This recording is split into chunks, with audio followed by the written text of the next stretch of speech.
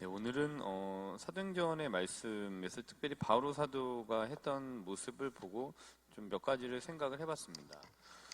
우리 신자분들 주위에도 그러시지만 뭐 제 주위에도 뭐 이런 종류의 사람이 제 주위에는 좀 제가 많이 만나는진 않는데, 제가 만나는 사람들의 성향에 많은 부분을 차지하는 성향 기질의 사람들은 좀 이렇게 자신을 이렇게 태우는 사람들이 제 주변에 좀 제가 만나는 사람들 중에 많이 있는 것 같아요. 그래서 어떤 게 있으면은 거기에 매진을 해서 거기에서 이제 어쨌든 성과를 내든 아니면은 거기 이렇게 좀 파묻혀서 그거를 어떻게든지 간에 이뤄내려고 하는 자기를 좀 이렇게 태우는 사람들이 좀 많이 있는 것 같아요.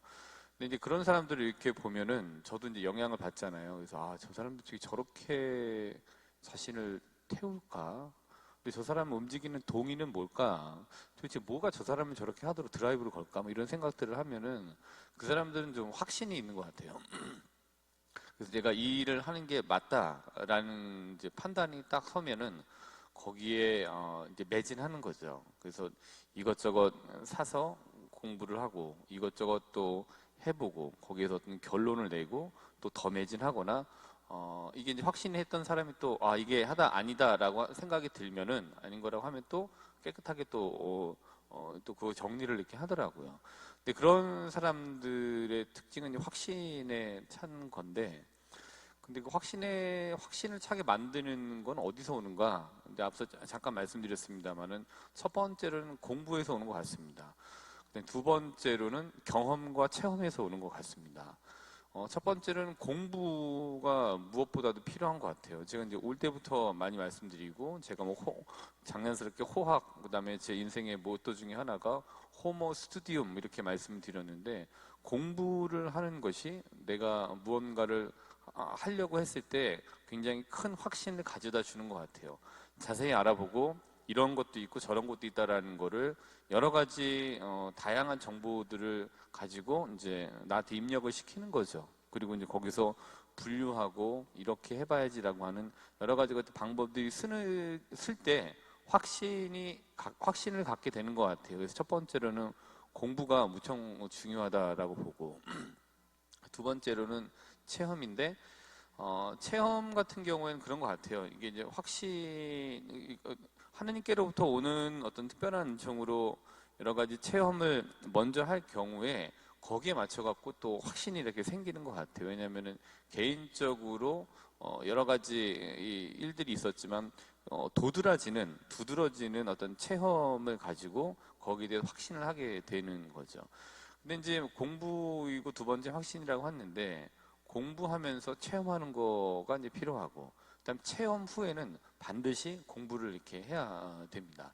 근데 이제 위험한 거는 우리가 신앙생활을 하다 보면은 기적만 쫓는 분들이 있습니다. 그리고 심장에서 울리는 막 그냥 쿵쾅쿵쾅 거리는 이런 이 뜨거움만 찾는 분들이 있습니다. 그거는 평생 뜨거움만 있는 거를 체험하며 살 수가 없습니다. 평생 기적만 쫓아갈 수는 없습니다. 기적이라는 것은 하느님께로 가는데, 또 하느님을 만나는 데 필요한 방편 중에 하나로서 거기에 한 부분을 차지하는 겁니다. 기적만 쫓아다니는 사람들이 있어요. 그래서 막 기적 이뤘다라는 어떤 곳에 가고 기적을 일으킨다는 사람에게만 갔을 때는 하느님을 만나는 게 아니라 기적을 일으킨 사람을 만납니다. 그리고 기적을 일으키는 그 장소가 이제 그에게는 더 중요하게 되는 거죠. 그래서 기적만 쫓아다닐 수 없어요. 근데 공부하지 않으면은 기적만 쫓아다닐 수 있게 됩니다. 그 되게 위험한 거죠. 뭐 하여튼 그렇습니다. 그리고 뭐 뜨거움만 원하시는 분이 계신데 태어난 기질상 뜨거우실 수는 있습니다만은 신앙이 내내 뜨거울 수는 없습니다. 근데 초반에 시작했을 때는 나에게 이런 뜨거움이 있었는데 지금 왜 뜨거움이 없을까라고 하시면서 다시 뒤돌아서 뜨거웠던 곳만 생각을 하게 돼요. 근데 평생 그렇게 할 수가 없습니다. 그때는 그렇기 때문에 바탕이 돼야 되는 게 공부하고 성경을 공부하고 성경을 읽고 우리가 교리를 이렇게 공부하는 이유가 거기에 있습니다. 확신이 좋지만 기적도 그 확신 안에 포함되어 있고, 그다음에 어떤 뜨거움도 확신 안에 있지만 그것만 찾아서 그것에만 매몰되면은 다른 것들이 다 중요하지 않게 돼버립니다. 그래서 그것만 찾으면 안 돼요. 그래서 반드시 공부를 하고 그다음에 이 공부한 후에 체험을 하고, 체험이 있으셨던 분들은 체험만 또 다 갖고 하면 안 되기 때문에 체험 후에는 반드시 거기에 맞는 공부를 하셔야지만이 바른 방향으로 쭉 가실 수 있게 됩니다. 바오로 사도행은 오늘 이 말씀을 좀 봤거든요. 오늘 사도행전 18장 6절인데요. 바오로 사도가 뭐라고 했냐면은 여러분의 멸망은 여러분의 책임입니다. 나에게는 잘못이 없습니다. 이제부터 나는 다른 민족들에게로 갑니다 하고 그들에게 말하였다. 사도행전 18장 6절의 말씀입니다. 여기서 이제 뭐를 봤냐면은, 저 같은 경우는 바오로 사도의 기질을 좀 볼 수 있게 된 것 같습니다. 다른 분들도 그러시겠습니다만은 바오로 사도가 이제 그런 것 같아요. 이 첫 번째로 사도행전 9장 1절부터 2절을 참고해 보면은 우리가 바오로 사도에 대해서 공부를 해보는 겁니다. 사도행전 9장 1절부터 2절을 보면은 바오로 사도가 이런 사람이었어요. 사울이라고 불려졌을 때 사울은 여전히 주님의 제자들을 향하여 살기를 내뿜으며 대사제에게 가서 다마스쿠스에 있는 회당들에 보내는 서한을 청하였다. 새로운 길을 따르는 이들을 찾아내기만 하면 남자든 여자든 결박하여 예루살렘으로 끌고 오겠다는 것이었다. 우리가 사도행전 9장 1절부터 2절에 나와져 있는 바오로 사도에 대한 묘사를 통해서 좀 알 수 있는 거는, 바오로 사도가 회심하기 전에 그리스도인 입장에서는 굉장히 무서운 존재였을 거고, 반면에 유대인들 입장에서는 굉장히 열심한 사람이었을 겁니다. 두 개에서 이제 결국에는 그리스도인으로 이제 오게 되었는데, 여기에 보는 여기에서 좀 묘사된 이거를 통해서 알 수 있는 바오로 사도의 기질은 굉장히 그 확신의 참을 볼 수가 있습니다. 유대인들의 입장에서는 확신에 찬 바오로 사도이죠. 바리사의 입장에서 보면 굉장히 확신에 찬 바리사인 거고요. 율법학자들의 입장에서 보더라도 하느님 그 율법에 굉장히 충실한 확신에 찬 사람으로 볼 수 있죠. 근데 바오로 사도가 근데 이런 확신에 찬, 그러니까 살기를 내뿜으며, 근데 살기는 그리스도교 입장에서는 살기이지만 유대인들 입장에서는 확신이었을 거예요. 이게 저희 입장에서는 막 잡아가기 때문에 그렇지만, 그래서 유대인들 입장에서 보면은 확신에 차서 그들을 데리러 갔다, 이렇게 묘사할 수도 있는 거죠. 근데 우리 입장에서는 살기를 내뿜으며 우리를 잡아가려고 했다, 이렇게 묘사될 수 있습니다. 근데 이거를 어쨌든 유대인의 입장에서든 그리스도인의 입장에서든 간에 유대인의 입장에서도 확신에 찼던 사람이었고, 회심을 한 이후에 바오로 사도의 모습을 보면 목숨을 걸고 죽을 각오로 하느님을 전했던 확신에 찬 사람으로 우리가 알 수 있습니다. 그의 기질이 그랬던 것 같아요. 그래서 확신에 차서 자신을 태우는데 주저하지 않았던 분이 바로 바오로 사도이고 바오로 사도의 기질이었던 것 같습니다. 첫 번째로 이걸 통해서 바오로 사도의 기질을 한번 볼 수 있었던 것 같고, 두 번째로는 티모테오 후서를 한번 볼까요? 티모테오 2서 4장 1절부터 2절을 먼저 보겠습니다. 4장 2절만 한번 먼저 보겠습니다. 티모테오 2서 4장 2절입니다. 티모테오 2서 보면은 말씀을 선포하십시오. 2절입니다. 기회가 좋든지 나쁘든지 꾸준히 계속하십시오. 끈기를 다하여 사람들을 가르치면서 타이르고 꾸짖고 격려하십시오. 여기서도 이렇게 보면은 이제 그리스도인이 됐고 사도로서의 삶을 살아가는 바오로 사도의 모습 이제 우리가 보게 되는데, 여기 보더라도 꾸준히 바오로 사도의 기질이 그런 것 같아요. 꾸준히, 기회가 좋든지 나쁘든지 꾸준히 계속해라. 근데 기회가 좋든지 나쁘든지 꾸준히 할 수 있으려면은 상대가 어떻게 하든지 간에 거기에 이제 개의치 않고 그걸 하려고 하면은 거기에 대한 확신이 있어야 되는 것 같아요. 근데 바오로 사도는 그런 이제 확신이 이제 있었던 것 같습니다. 이제 그런 모습 4장 2절에서 볼 수가 있고, 그다음 세 번째로는 티모테오이서 4장 7절. 이게 오늘 사도행전 18장 6절의 말씀에서 보여지는 바오로 사도의 기질과 또 굉장히 더 잘 통하는 것 같아요.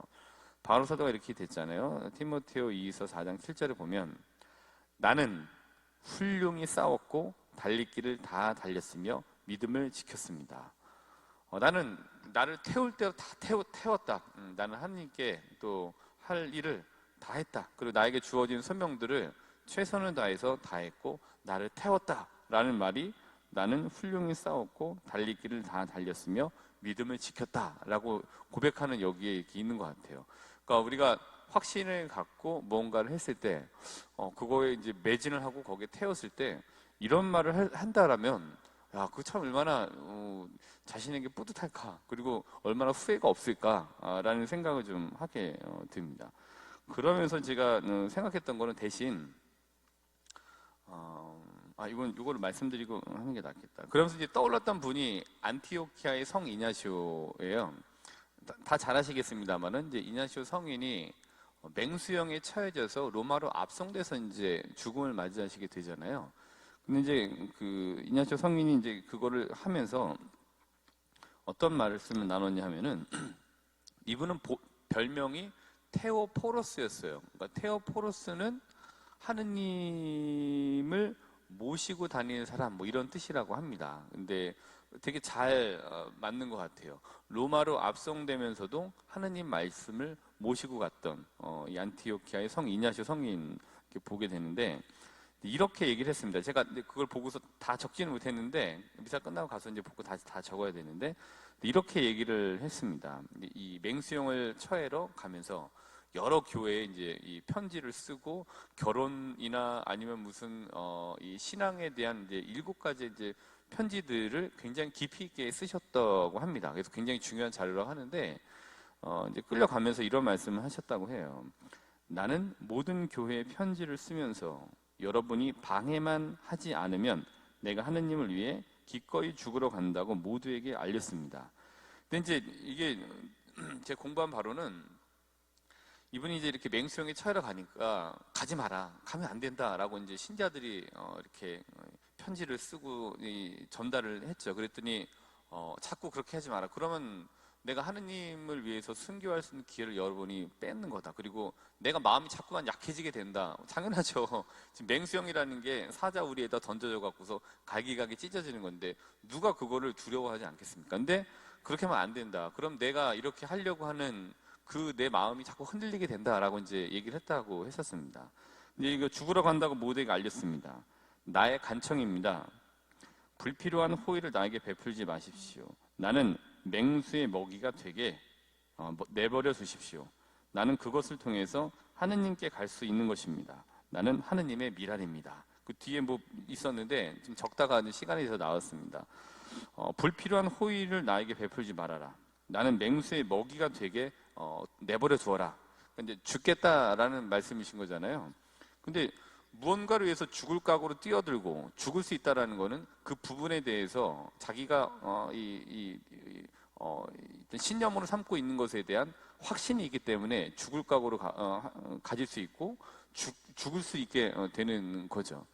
근데 이 안티오키아의 성 이냐시오와 바오로 사도의 기질은 순교했던 분들이 그런 것 같은데 기질이 비슷했던 것 같아요. 난 달리기를 다 달렸고 믿음을 지켰다. 그리고 나는 맹수의 먹이에 그냥 될 테니까 나를 내버려둬라. 나는 나의 간청이다. 나는 하느님의 미랄로 이렇게 순교를 통해서 하느님의 미랄이 될 거다라는 이 모습들, 이 두 모습이 굉장히 좀 비슷한 모습을 이제 보게 됩니다. 어디에 대해서 확신을 갖고 있느냐. 근데 과연 우리는 어떤 확신을 가지고 계시는지 모르겠습니다. 하느님에 대한 확신, 내 신앙에 대한 확신. 다른 신이 있는지는 모르겠어요. 하느님 위에. 저는 뭐 관심은 없습니다. 근데 만약에 다른 신이 있어서 무언가를 작용한다고 하더라도 내가 믿는 하느님이 제일 세다라는 확신을 가지시면 좋겠고요. 그다음에 내가 믿는 하느님 안에서 내 일이 하느님 안에서 이루어질 거다라는 확신을 가지시는 게 좋습니다. 그래야지만이 여기에 매진하실 수 있는 거죠. 한 우물만 파세요. 예. 여기저기 돌아다니시는 친구분에게 마음 쓰지 마세요. 예. 나는 뭐 저기도 가고 또 여기도 가보고 이런 얘기도 듣고 저런 얘기 듣고 너는 그렇게 괜찮아. 근데 난 한 우물만 파겠다. 한 우물만 파시면 좋겠습니다. 그래서 제가 말씀드리려고 했던 거는 확신을 가지십시오. 하느님에 대한. 그리고 다른 뭐가 있는지 몰라요. 예. 그러나 거기는 그 세계는 그 세계대로 두고 우리는 우리 세계에서 들어왔으니 우리 세계에 대한 확신, 우리 세계의 가장 대장인 하느님에 대한 확신을 갖고 가시면 돼요. 예. 이것저것 다 신경 써서 갈 수가 없습니다. 그렇기 때문에 확신을 갖고 가야 된다. 대신 좀 약간 상치되는 말인 것 같은데 이제 곰곰이 생각하면서 확신만 자꾸 얘기하면은 뭐 좀 다른 거에 대한 배척이 될 수도 있다. 그래서 우리가 배척하는 사람은 아닌데 그럼 어떤 확신을 가져야 되냐 좀 고민이 되더라고요. 유연한 확신을 갖는 게 필요하겠다. 즉 그렇게 믿겠다고 하는 사람이 있으면 다른 이에 그래 너는 그렇게 믿어라. 대신 그러나 이제 나는 이렇게 믿겠다. 내가 너 거를 무시하는 건 아니다. 그러나 이런 것이 있다라는 거를 얘기하고 인정해주는 유연한 확신이 좀 필요한 것 같아요. 그래서 우리가 예수 천국 불신 지역은 굉장히 확고한 확신이지만 그들에게는 확신이지만 굉장히 배타적인 확신인 거예요. 왜냐하면 미리 사람을 지옥에 보내잖아요. 천국과 지옥을 보내는 건 하느님이 알아서 하시는 거예요. 우리는 누가 천국에 가는지는 알아요. 근데 누가 지옥에 가는지는 우리 스스로 판단하면 안 돼. 그거는 하느님 영역이기 때문에 하느님이 알아서 하시면 돼요. 그러나 우리는 다 천국에 간다. 그 확신을 가지고 계시면 돼요. 그러면서 배타적인 확신으로 너는 지옥행이야. 그다음에 너는 뭐 이거는 아닌 것 같아요. 그래서 확신을 갖되 유연한 확신. 너 그런 믿음이 있니? 그럼 너는 네 우물을 쭉 파. 쭉 파. 근데 나는 내 우물을 쭉 파겠다. 그리고 나중에 누가 맞았는지는 뭐 나중에 알겠지. 어쨌든 한 우물을 잘 팔아. 나는 이걸 팔게. 너도 열심히 살면 되고 나도 열심히 살면 돼. 근데 이런 게 있기 때문에 나는 그 부분은 좀 아닌 것 같아. 그러나 네 믿음은 내가 존중한다라고 하는 유연한 확신, 이게 우리에게 필요한 것 같습니다. 다른 데 가지 마세요. 예. 여기 그냥 쭉 계세요. 그리고 여기 우물을 파세요. 예. 저 싫으시면 저 2년 뒤에 떠나니까 그때 또 다른 분 오시면 그분이랑 잘 하시면 되잖아요. 그러니까 유연한 확신을 갖고 여기에서 좀 계세요. 그래야 얻으실 수 있는 게 있습니다. 자꾸만 왔다 갔다 하면은 얻으실 수 있는 게 적어지게 됩니다. 그래서 오늘 하루 바오로 사도와 이 말씀 드렸는데 좀 확신을 가지실 때 오늘 하루 대신 유연한 확신을 가지고 한 우물만 파겠다는 다짐을 하시면서 오늘 하루를 보내시기를 바라겠습니다.